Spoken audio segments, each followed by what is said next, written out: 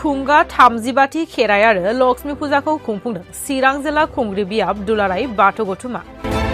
गुबुन गुबुन बोसोराव गाजा गोमजायै खुंबोबाय थानाय बादिनो बे बोसोरावबो खुंग्रि बाथौ थानसालियाव खेराइ फुजा खुंफुङो चिरां जिल्ला खुंग्रि बियाब दुलाराय बाथौ गौथुमनि बानजायनायाव, जायखौ बेखेवना होयो खुंग्रि भिसिडिसिनि मासिगिरि अष्टमी नार्जारिया।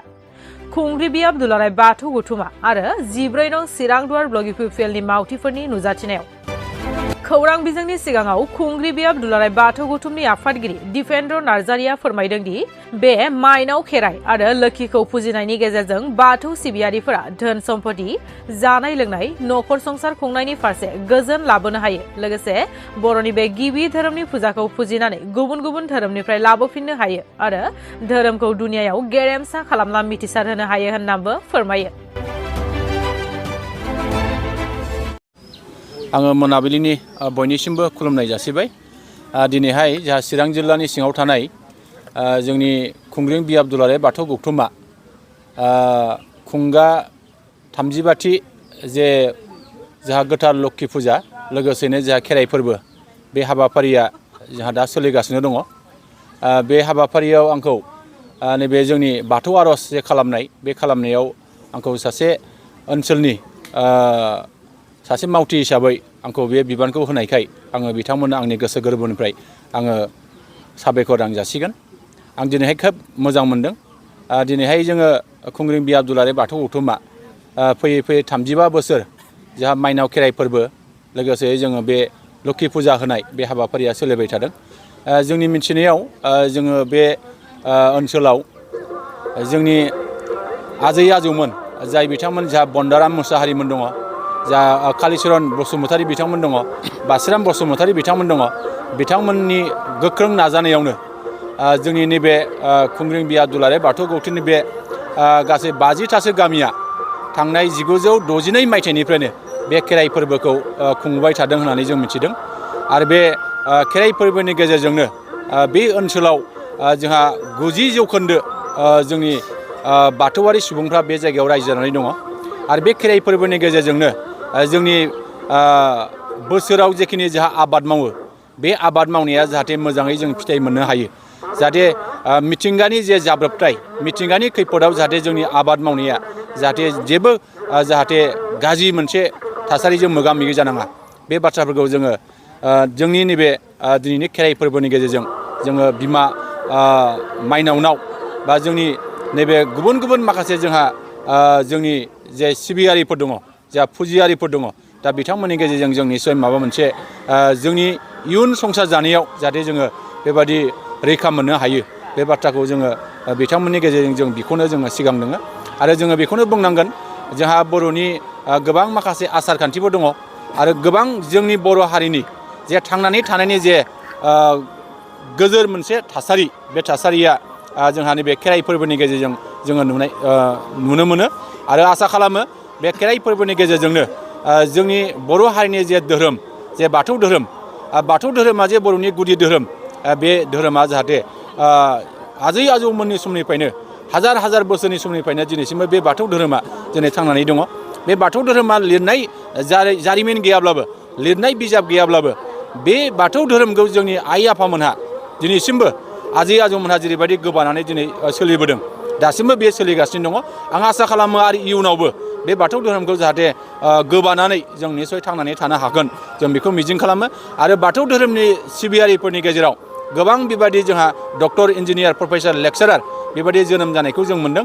आरो जों आसा खालामो जाहाथे बे धोरोमनि गेजेरजोंनो जोङो फैबाय थानाय समाव जोंनि बे हारिखौ, जोंनि समाजखौ, जोंनि देशखौ, जोंनि ओनसोलखौ लुखांनायाव निस्सय जोंनि गोदान जोलैफ्रा बिनि सायाव निस्सय बाहागो लानांगोन।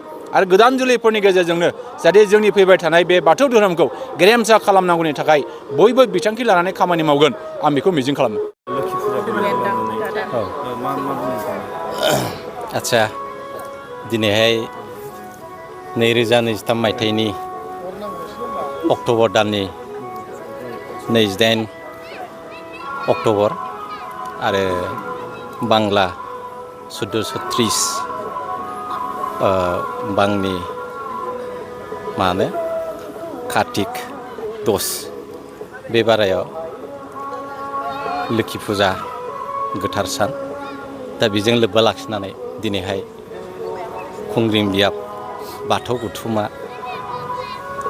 जे मा होनो 35थि माइनाव खेराइ फोरबो खुंनो लाहार फाहार खालामदों।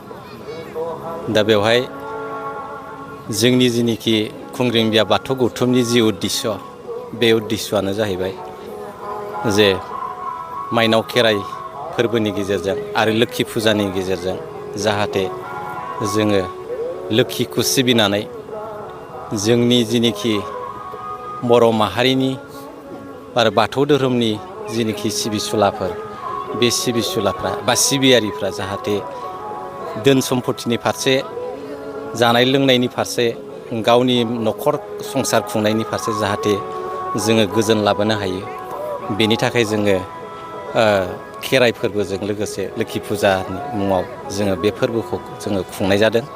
बेजों लोगोसे जोङो दिनैहाय गोदोनि समाव जेरैहाय साफ्रोमबो बर' माहारिनि सुबुंफोरा बाथौ धर्मनि गेजेराव बा बाथौ धर्मनि सिबियारिफोरमोन बे हिसाबै जोङो जाहाथे साफ्रोमबो बर' माहारिनि सुबुंफोरखौ जाहाथे जोङो बाथौ धर्मआव लाबोफिननो हायो गुबुन गुबुन धोरोमाव थायालासे जोङो बाथौ धर्मखौ सिबिनानै जाहाथे मुलुग संसाराव जोङो बाथौ धर्मखौ प्रसार खालामनो हायो आरो गेरेमसा खालामनो हायो बे उद्देश्यनो दिनैहाय जोंनि खुंग्रिं बियाब बाथौ गौथुमा बे फोरबोखौ जोङो बोसोरै बोसोर फालिबोबाय थादों।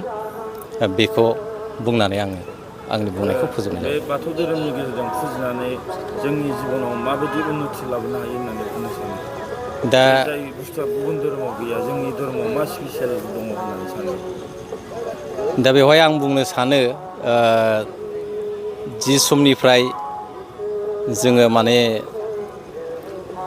बर' माहारिनि मानसिफोरा बाथौ धर्मखौ सिबिबोदों बेवहाय आङो निस्सय बेखौ सिबिनानै जोंनि सुबुंफोरा माबा मोनसे जाबोदों बेखौ आङो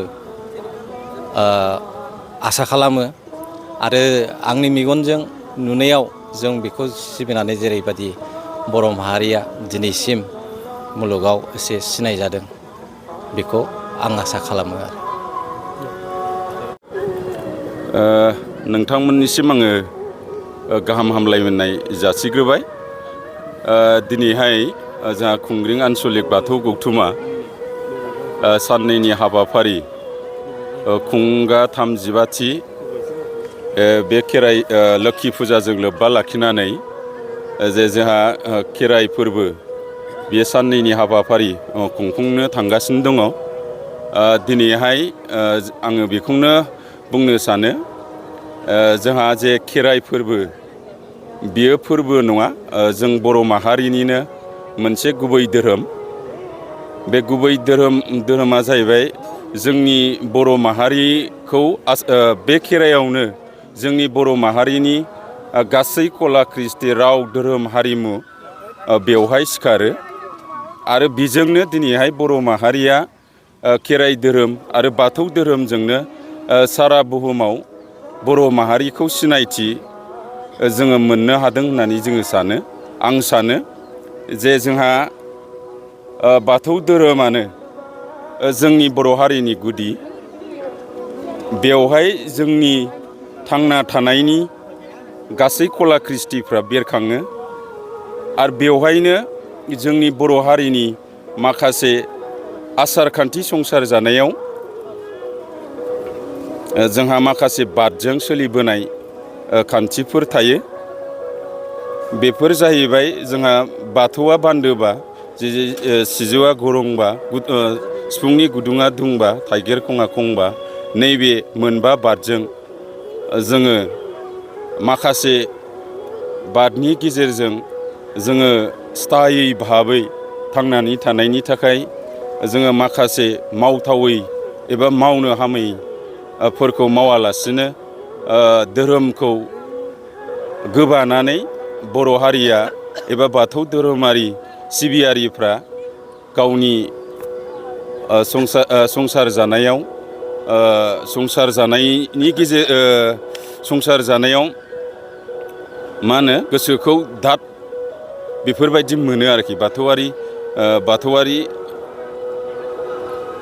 सुबुंफोरा दा बेखिनिखौनो दिनैहाय नोंथांमोननि जे ससियेल मिडियानि गेजेरजों नैबेहाय जोंहा खुंग्रिं आन्सलिक बाथौ गौथुमनि जोंहा खुंगा 38थि जोंहा खेराइ फोरबोनि गाहाय हाबग्रा लामाखौ बेखेवनाय बे हाबाफारिखौ आंनिनो दायथ' होनाय हिसाबै आं बिथांमोननि जोंहा खुंग्रिं आन्सलिक बाथौ गौथुमनि जा गासै दैदेनगिरि आरो ओनसोलनि गासै दैदेनगिरिफोरनिसिम आङो मोजां मोननायनि गेजेरजों आङो गाहाम हामलायनाय जासिबाय बेखिनिखौनो आङो बुंनानै होबाय।